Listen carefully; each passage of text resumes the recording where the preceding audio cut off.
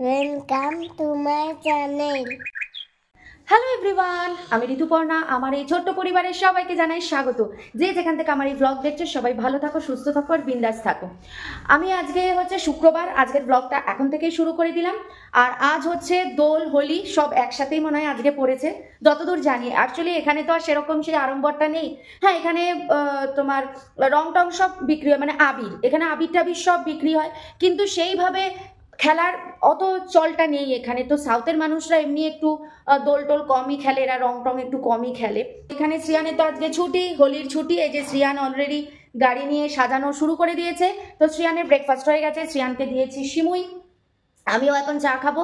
তো ব্যাস। আর আজকে সোহম আসছে, তো একটু মিক্সড মটর ভিজিয়ে রেখেছিলাম। তো দেখি সোহমকে ফোন করবো। সোহম আগে একবার বলেছিল যাওয়ার আগে যে শুক্রবার দিন আসলেও ডিম খাবে। তো আমি দেখো এখানে এটা কালকে মানে গতকাল রাত্রে এটা হচ্ছে মিক্সড মটর, তো ওগুলো ভিজিয়ে দিয়েছি। মানে ছোলা বলো, মটর, অনেক রকম আছে এর মধ্যে, মুগ, এগুলো সব মেশানো আছে। তো এইটা করবো ভেবেছি, এখন জানি না। সোহমকে ফোন করবো, ফোন করে একবার জিজ্ঞেস করবো যে সত্যি ডিম খাবে কিনা।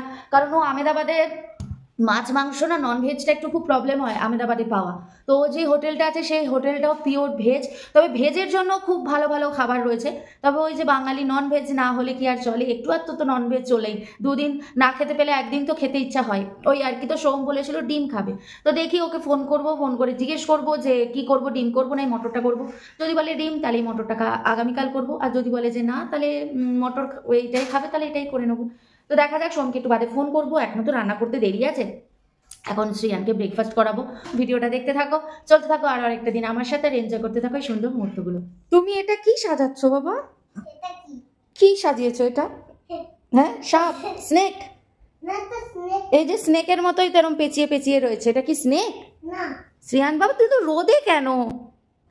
তুমি গরমে জামা নামাও বাবারে, জামা ফামা তুলে দিস। ভিডিওতে কি করে দেখাবো তোকে? হ্যাঁ, এক্ষুনি স্ট্রাইক দিয়ে দেবে। এটা স্নেক না। এটা স্নেক না, তাহলে এটা কি বলো তো? আর তুমি রোদে কেন গেছো বাবা? এই গরম, তার মধ্যে তুমি এই রোদটার মধ্যে গাড়ি সাজিয়েছো কেন? এত এইখানে হল ঘরে এত জায়গা, ও সব সময় এইখানেই সাজাবে, ঘুরে ফিরে। ওকে যত বলি তুই এই জায়গায় খেল, এইখানে জায়গা, পুরো হল ঘর এত বড় হল, ওর এইখানে জায়গা হয় না, সব জায়গা হচ্ছে এইখানে। দেখো রোদের মধ্যে।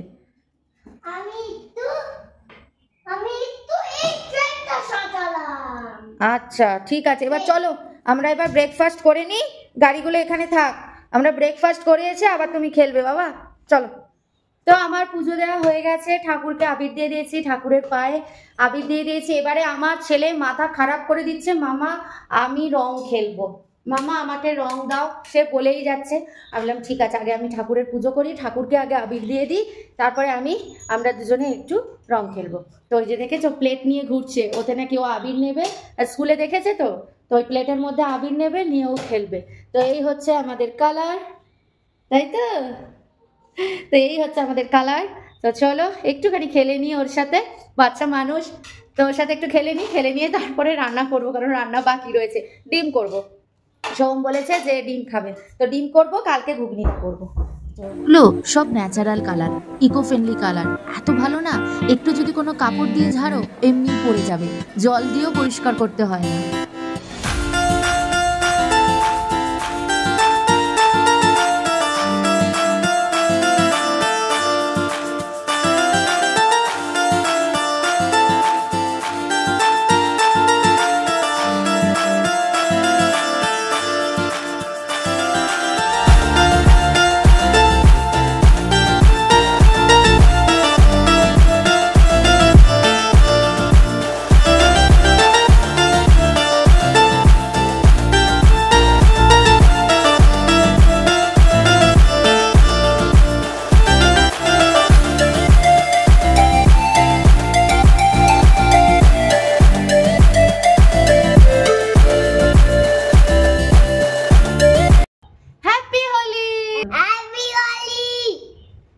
এই যে শ্রিয়ান দেখো দোল খেলেছে, দেখেছো আবির মেখে নিয়েছে শ্রিয়ান কত।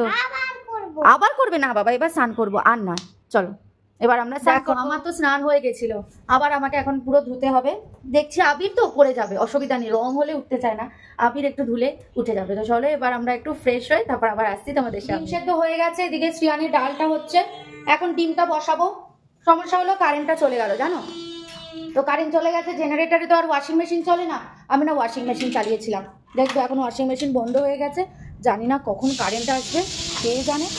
দেখো এই যে দেখেছো জল নিয়ে পড়ে আছে, তাও পুরো জলও হয়নি, এখনো হচ্ছিল, জলটা সবে নিচ্ছিল, কারেন্ট চলে গেছে। তো এখন জেনারেটর চলছে, জেনারেটর দ্বারা ওয়াশিং মেশিন চলে না। তো দেখি এখন কখন কারেন্ট আসে, দেখা যাক, কারেন্ট আসলে আবার ওয়াশিং মেশিন চালু হয়ে যাবে নিজেই। তো যাই, ততক্ষণে ডিমটা করে নিই, আজকে ডিমই করবো। আর আজকে আমি আর ভাত খাবো না, আমি দুপুরে ভাবছি রুটি কিছু খেয়ে নেবো, রুটি বা পরোটা বানিয়ে খেয়ে নেবো, কারণ শুধু ডিম করবো তো, তাই আর ভাত করবো না, কারণ রাতেও তো রুটি দিয়েই খাবো, তো একটু আটাই মেখে নেবো। এখন আমি একটু আটা দিয়ে পরোটা করে নেবো, আর রাত্রিবেলা রুটি খেয়ে নেবো। সোম তো আজকে চলেই আসবে সন্ধ্যেবেলায়, তো চল রান্নাবান্নাটা সেই যে শ্রিয়ানও এখানে বসে গাড়ি খেলছে। ওকে তো স্নান করিয়েছে, আমার তো স্নান হয়ে গেছিলো, আমি ঠাকুরকে পুজো দিয়ে ঠাকুরকে একটু আবির দিয়ে তারপরে আবির খেলেছি, তো আমার দেখো পুরো পরিষ্কার হয়ে গেছে। আবিরে খেললে এটাই সুবিধা হয়, মুখটা মোছারও মানে জল দিয়ে ধরো দরকার নেই, একটু ঝাড়লেই পরিষ্কার হয়ে যায়, তারপরে জল দিয়ে ধুয়ে নিয়েছি। সোমের জন্য এখানে দেখো অমলেটটা বসিয়ে দিয়েছি, অমলেট দিয়ে খাবে, আমার আবার করেই ঝোল খাবে, আমার আবার অমলেটটা না খুব একটা ভালো লাগে না, আমার ক্যাপসিকাম টমেটো পেঁয়াজ পাতা টমেটো পাতা এইসব দিয়ে যদি অমলেট করে তাহলে আমার ভীষণ ভালো লাগে, কিন্তু এইভাবে প্লেন অমলেট আমার ভালো লাগে না, আমি ওই সেদ্ধ করে ভেজে ঝোলের মধ্যে দিয়ে করব, করে না অমলেটটাকে না সোমের জন্য অমলেটটা এখানে বানিয়ে নিয়েছি। আর অমলেটটা না মাঝখান থেকে দুভাগ করে নেব, কারণ এই গোটা অমলেট যদি ঝোলে দিই না আমার কিরম আমি ভেঙে ফেলি, তো এই জন্য মাঝখান থেকে আটখানা করে নেবো, তাহলে দুটো ভাগ হয়ে যাবে, তো এই দুটো ঝোলের মধ্যে দিয়ে দিলে তাহলে আমার একটু নাড়াচাড়া করতে সুবিধা হয় আর কি। ডিমের ঝোল আমার হয়ে গেছে, দেখো এই যে সোমের দুটো টুকরো ডিমের অমলেট আর আমার ওই একটা ডিম। তো এইভাবে ক্যাপসিকাম আর দিয়ে করলে না খুব ভালো লাগে, ক্যাপসিকাম দিয়ে কোনো তরকারি করলে ক্যাপসিকামের যে গন্ধটা আছে না ওটাতেই কিন্তু একটা বেশ ভালো লাগে খেতে। তো এখানে ডিমের ঝোলটা এখন নামিয়ে নেব। আর এদিকে দেখো আমি আটাও মেখেছি, এই অনেক দিন বাদে আজকে আমি আটা মাখলাম, কারণ সোহমই আটা মেখে দেয়, তো আজকে যেহেতু সোম নেই আর আমি দুপুরেও খাবো, তো এই জন্য একেবারে আমি আটাটা মেখে নিয়েছি।